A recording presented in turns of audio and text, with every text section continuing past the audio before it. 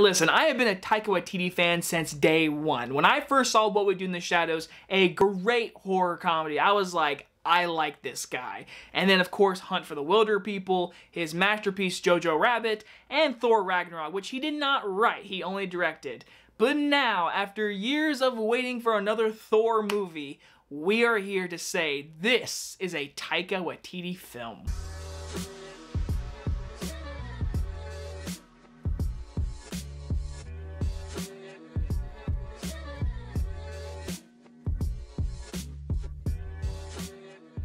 Thor Love and Thunder stars Chris Hemsworth, Natalie Portman, and Christian Bale, and is about Thor enlists the help of Valkyrie, Korg, and ex-girlfriend Jane Foster to fight Gorr, the God Butcherer, who intends to make the gods extinct. From writer and director Taika Waititi comes the fourth Thor movie in this franchise, which is the first solo character movie to get a fourth film. I'm not counting the Avengers, solo character. Thor is our first one, and honestly, give it to him, because Chris Hemsworth, after 11 years playing this character, is still going strong. And after watching this movie tonight at an early press screening, thank you so much for that, by the way, Marvel, I can tell you that I do not want the Thor series to stop, and I want Chris Hemsworth to play this character until he is old. Beginning my positives is Taika Waititi himself. Now, like I said, he did not write Thor Ragnarok, but he was an actor in that movie, and obviously he was the director. So he knows how to block his scenes perfectly with comedic timing that he likes, that a lot of people like. But a lot of people don't like Thor Ragnarok. And if you like that movie, honestly, I don't know if you're gonna like this movie, because this one is more cheesy, a little bit more stupid, but for me, was so much more funnier, and probably, honestly, the funniest Marvel movie I've seen in the entire universe. Taika Waititi, I love your writing. What you did with Jojo Rabbit was so heartwarming, funny, dark, perfect. This movie, summer blockbuster, heartwarming, dangerous villain, evil times. I'm like, oh my god, are these characters gonna die? Am I about to see this character die? There are moments of danger, but like I said, I was having fun with this movie, and his cinematography, his blocking of scenes, the comedic timing, what the progress of this character is doing in this script. Taika's story outshines this entire movie, and honestly, like, for a writer, that is so impressive to do, and he does it, and he's directing, so it's just a winning combo, because the movie looks great. It's a Marvel movie, obviously it's gonna look great, sounds great. Everything he did for this movie, I appreciate, and I really do learn off of. I mean, it also helps when you have Chris Hemsworth playing Thor. He is just so good in this movie. I mean, he is so funny. His timing, his facial expression, how he dialects his words, it's just, Chris Hemsworth is so damn good as Thor. I never want to see anyone touch this character except for him. And in this movie, what we see him as in the very beginning with the Guardians of the Galaxy, him being so fat and just like, I don't know what I'm gonna do in my life. That stage of his life, you think it's gonna be all jokey, which a little bit is, but the movie gives it heartwarming dialogue and heartwarming moments as a character, and for him as an actor to really work with this, he is so good in this movie, and I appreciate everything he does.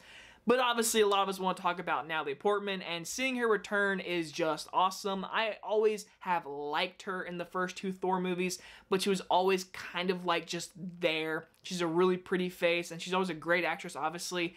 In this movie, she's a badass. She is equally as badass as Chris Hemsworth. She has great moments that is definitely going to be like, you are truly a badass, and I love seeing her. And Tessa Thompson, I mean, she does her thing. I love seeing her. She's so great. Everything she's in, she's just always a bright spot for me. And of course, Taika himself as Korg.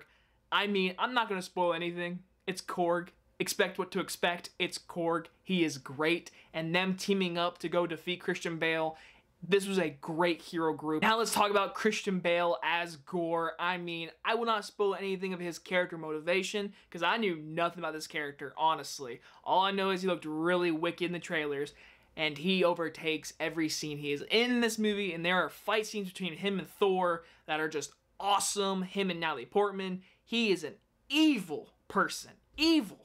And honestly, if you look at his side of point of view, I can honestly say, man, I understand why you're doing this. Again, I think he is honestly entering top 10 of the Marvel Universe villains. He's definitely the best villain in the Thor series besides Loki. I mean, Christian Bale is evil in this movie. He's a great actor, obviously. I mean, he is just so good. I mean, everything he does.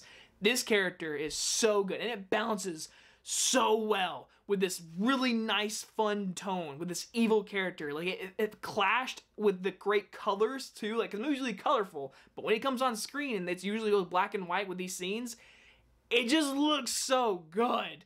Oh, and obviously Russell Crowe as Zeus, which I'm gonna go and be honest with you, I didn't really care for. He was really meant there for a joke. He does have something important towards the end of this movie, but I will say Russell Crowe is a joke as Zeus. But the newest villain, or newest character we love, I think, is honestly Christian Bale. Overall, I think this is one of the most fun Marvel movies I've seen in the theater in a long, long time. Like, honestly, there are so many funny scenes, great action scenes. Like I said, my little nitpick is there is some stupid, really cheesy jokes that sometimes you're just like, what am I watching?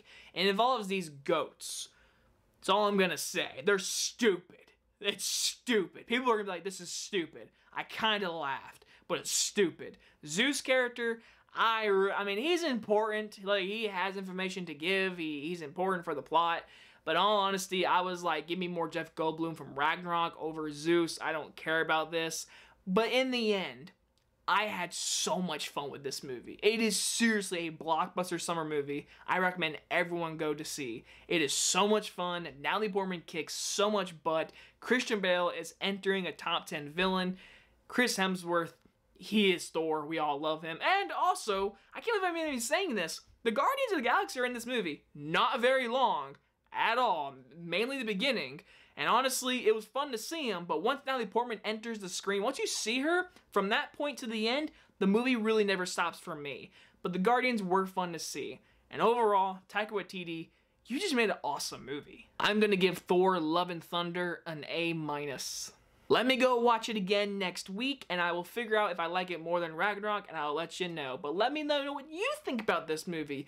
Are you gonna go see it? Were you a fan of Ragnarok? Because if you are, go see it. If you're not a fan, skip it, but if you love Marvel, go watch it. Anyway, guys, enjoy this early movie review, and I'll see you guys in the next one. Bye-bye, everyone.